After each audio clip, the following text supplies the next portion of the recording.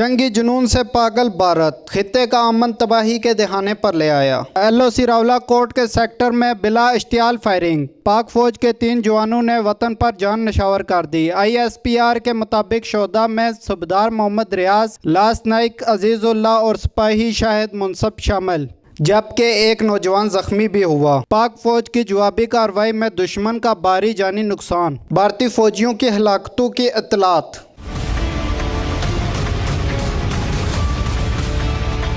27 फरवरी को control line की खिलाफ वर्जी पर भारतीय तैयारे मार गिराए। F-16 ने निशाना बनाया या JF-17 ने? यह सवाल बेमानी है। ISPR ने साबित कर दिया भारत पाक फजाइया का कोई भी तैयारा चुन ले, नतीजे पर फर्क नहीं पड़ेगा।